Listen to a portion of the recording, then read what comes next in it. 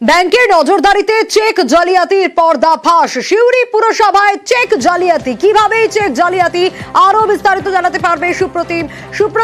9,31,000 টাকার চেক জালিয়াতি কিভাবে হচ্ছিল?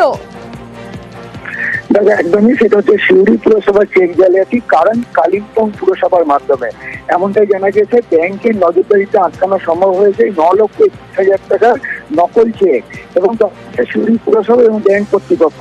এবং দেখো যেটা আমরা জানতে পেরেছি সেটা হচ্ছে বীরভূমের সিউড়ি পুরসভার কাছে থাকা একই নম্বরের ব্যাংকের চেক ভাঙানোর জন্য কালিম্পং পুরসভার মাধ্যমে আছে সিউড়ির একটি রাস্তা একটা ব্যাংকে, এবং ওই রাস্তার প্রথমে বুঝতে পারে যে চেকটি জাল এবং তার মধ্যে যে সইগুলি রয়েছে সেগুলিও জাল। সঙ্গে সঙ্গে তারা সিউড়ি পুরসভাকে ঘটনাটি জানাতো এবং তখনই কিন্তু চিত্রটা স্পষ্ট হয় এবং তখনই কিন্তু সিউড়ি পুরসভা বুঝতে পারে যে তাদের যে ব্যাংক অ্যাকাউন্ট রয়েছে তাদের দেওয়া চেক দিয়েই কাজে পেমেন্ট করে সিউড়ি পুরসভা।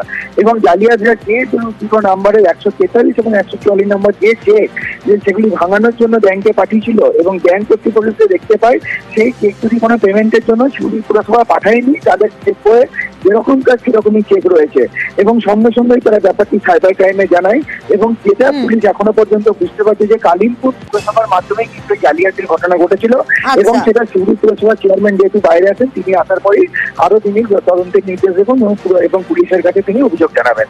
বেশ, ব্যাংকের ব্যাটায় আমাদের executive officer finance officer check duplicacy করে কেউ জমা দিয়েছে সেটা তদন্ত করতেই হবে, এটা ম্যান্ডেটরি ব্যাপার। কালিম্পং মিউনিসিপ্যালিটি ওইখানে ব্যাংক অফ ইন্ডিয়া জমা পড়েছিল। ব্যাংকের সন্দেহ সঙ্গে সঙ্গে আমাদেরকে ইনকোয়ারি করে ব্যাংক অফ ইন্ডিয়ার আমাদের লোক এসেছিল মিউনিসিপ্যালিটিতে, তদন্ত করে দিলে ওই চেকটা আমার অলরেডি আছে এখানে, বেশি হয়নি। ব্যাংক অফ ইন্ডিয়া থেকে আমাকে একটা ইনফরমেশন দিয়েছিল যে আমি দুটো চেক কালিম্পং মিউনিসিপ্যালিটি ফেভারে কেটেছি কিনা। চেকের একটার অ্যামাউন্ট হচ্ছে 4,62,000 আর একটার অ্যামাউন্ট হচ্ছে 4,69,000। কালিম্পং মিউনিসিপ্যালিটির আমাদের কোনো সার্ভিস দেয়নি, চেক কাটার কোনো ব্যাপারই নেই। যে চেক দুটো ইস্যু হয়েছে বলে আমাকে জানিয়েছে সেই চেক দুটোই আমার কাছে ব্ল্যাঙ্ক পড়ে আছে, যেটা আনইউজ অবস্থায় আছে। অতএব ওই চেকটি কিভাবে ওদের ফেভারে কে কাটলো, কিভাবে জমা পড়লো, কোনো ব্যাপারই আমি জানি না। এটা সম্পূর্ণরূপে জালিয়াতি করা হয়েছে। অন্যদিকে মন্দারমণির হোটেল, সেখানে আমডাঙ্গার তৃণমূল নেতার দেহ উদ্ধার আর তাতেই রহস্য ক্রমশ ঘনীভূত হচ্ছে। ঘটনায় মৃতের বন্ধু ও বন্ধুর ভাগ্নিকে ইতিমধ্যে আটক করা হয়েছে। আরো বিস্তারিত জানাতে পারবে পঙ্কজ, কিভাবে এই গোটা ঘটনা ঘটলো, পরিবারের তরফ থেকে কি অভিযোগ করা হচ্ছে, কাউকে সন্দেহ করা হচ্ছে, কি জানা যাচ্ছে? দেখো সঞ্জয়, তোমাকে প্রথম তো জানাই যে পরিবারের পক্ষ থেকে সন্দেহ যেখানে তাদের বন্ধুদের নিয়ে এই যে মন্দারমণি হোটেল রয়েছে, হোটেল গোল্ডেন বিচ রিসোর্টে এসেছিলেন গতকাল। সেখানে গতকাল 2:45 নাগাদ রাত নাগাদ ওই হোটেলের মধ্যেই কিন্তু ওই যে আমডাঙ্গার যে তৃণমূল নেতা যে আবুল নাসার মৃতদেহ উদ্ধার করে মন্দারমণি থানার পুলিশ। যেক্ষেত্রে বন্ধুদের মধ্যে ছিল একজন তার বন্ধু এবং তার সঙ্গে যেখানে দুঃসম্পর্কে ভাগ্নি সম্পর্কে ছিল একজন মহিলা। সেই মহিলাকে কিন্তু আটক করেছে এবং তার বন্ধুকে আটক করেছে মন্দারমণি থানার পুলিশ। তারা তদন্ত করছেন যে ওই মৃতদেহ যতক্ষণ না ময়না তদন্ত হয়ে আসছে প্রকৃত দোষী কে বা কি করে, খুন নাকি আত্মহত্যা, তা কিন্তু খতিয়ে দেখছেন মন্দারমণি থানার পুলিশ। আজ ইতিমধ্যে তার পরিবারের পক্ষ থেকে এই ময়না তদন্তের যেখানে বাকিতে ময়না তদন্ত হবে সেখানে কিন্তু পরিবারের পক্ষ থেকে এসেছেন মৃতদেহ নেওয়ার জন্য। সেক্ষেত্রে যেখানে ধোঁয়াশা রয়েছে সমস্ত এলাকায় জুড়ে, যেখানে জানাচ্ছেন যেখানে 4 জন এসেছিলেন ওই মন্দারমণির হোটেলে, সেখানে ওই মন্দারমণির হোটেলে যেখানে গতকাল রাত্রে ওই মৃতদেহ দেখতে পায় ওই যে তাদের বন্ধুদের মধ্যে একজন তার দেখতে পায় যে ঘরের মধ্যে তার ঝুলন্ত অবস্থা দেখতে পায়। তখনই কিন্তু যেখানে মন্দারমণি থানা খবর দিলে মন্দারমণি থানা পুলিশ কিন্তু ওই মৃতদেহ উদ্ধার করে নিয়ে যায়। যেখানে পুলিশ খবর বেশ পঙ্কজ, এখন খুন কি আত্মহত্যা সেটা পুলিশ তদন্ত করে দেখছে। তবে আমাদের অত্যন্ত সক্রিয় কর্মী ছিলেন এবং আমাদের দলের ক্ষতি হলো। আধাটা অঞ্চলে বিশেষ করে উনি একদম দায়িত্বশীল কর্মী ছিলেন। এখন ঘটনার সময় এলাকার 2-1 ছিল, তারাও সঠিকভাবে কিছু বলতে পারছে না এবং পুলিশ তাদের জিজ্ঞাসাবাদ করছে। রাজনৈতিক কোনো ব্যাপার নেই এখানে, নিশ্চয়ই সঠিক তদন্তের মধ্যে পুলিশ এগিয়ে তার ফলাফল বার করবে। বাড়ি থেকে বলে এসেছিলেন যে কোথাও পেমেন্ট নিতে যাচ্ছি। কালকে রাত্রে খবর পেয়েছি মন্দারমণি গোল্ডেন সি বিচ থেকে রিসার্চ থেকে ওনার বডি উদ্ধার হয়েছে। ওনার সঙ্গে ওনার গ্রামের একটা ছেলে ছিল, ওনার সঙ্গে একটা মহিলাও আছে। এই মহিলা কি ওনার সঙ্গে ছিল বলে মনে হচ্ছে আপনাদের? মানে ওই রুমের মধ্যেই, ওই রুমের ভিতরেই ছিল। ওনার একটা ল্যান্ড প্রপার্টি নিয়ে সমস্যা ছিল, 2 পার্টনার ছিল, দুটোর ভিতরে এই ভাগ্নি হচ্ছে তার একজন। এটা বিজনেস পারপাস কোনো একটা কোইন্সিডেন্ট হবে, দলীয় কোনো ম্যাটারের ভিতরে থাকবে বলে মনে হয় না। শুধু বেলপাহাড়ির মানুষরা নয়, পর্যটকরাও আতঙ্কিত। জিনাতের পর যে এবার যমুনার আতঙ্ক, একেবারে জোড়া বাঘিনীর আতঙ্ক গোটা বেলপাহাড়ি জুড়ে। শিমলিপাল থেকে এবার যমুনা এসেছে। জঙ্গল লাগোয়া গ্রামে রীতিমতো মাইকিং করছে বন দপ্তর। পর্যটকদেরও সতর্ক থাকতে বলা হচ্ছে। দেখুন সেই মাইকিং।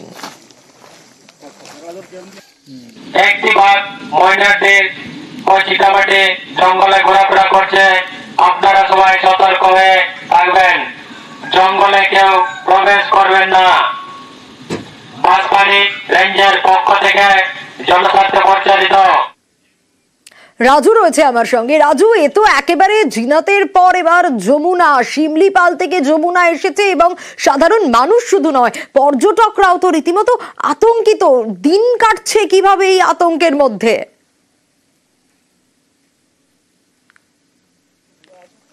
দেখো, প্রথমত বলে রাখি যে এই জঙ্গল লাগোয়া যে গ্রামগুলি রয়েছে, সেই সমস্ত গ্রামের মানুষকে যেমন বন দপ্তরের তরফ থেকে মাইকিং করে সতর্ক করা হচ্ছে এবং পুলিশ প্রশাসনের তরফ থেকে বারবার জঙ্গলে না যাওয়ার অনুরোধ করা হচ্ছে এবং পুলিশও সেই এলাকায় কড়া নজরদারি চালাচ্ছে।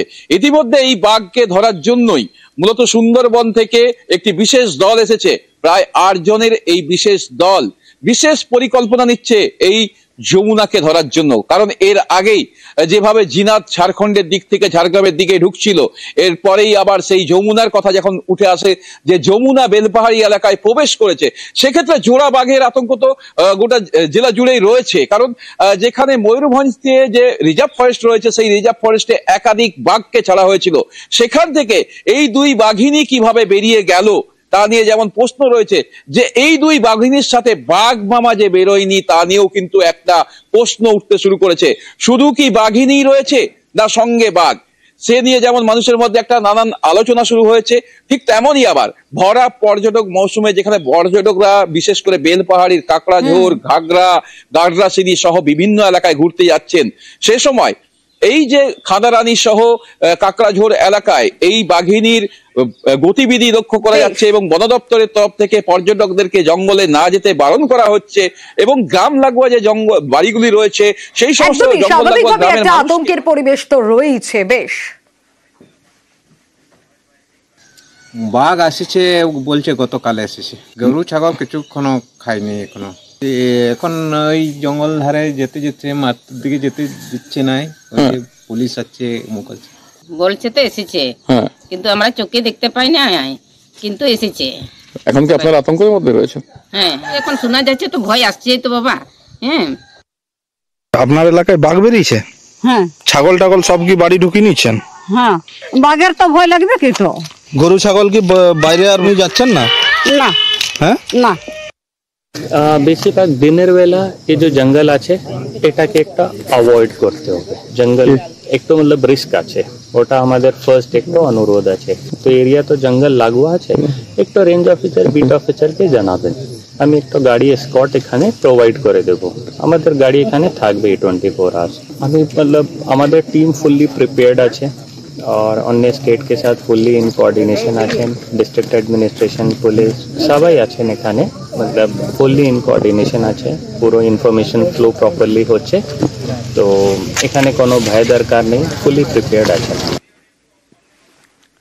আমরা নজর রেখেছি ইতিমধ্যে, পর্যটকদেরকেও সতর্ক থাকার কথা বলা হচ্ছে, কারণ জোড়া বাঘিনীর আতঙ্ক গোটা বেলপাহাড়ি জুড়ে এই আতঙ্কের পরিস্থিতি তৈরি হয়েছে। কারণ জিনাত আর তারপর এবার যমুনার আতঙ্ক।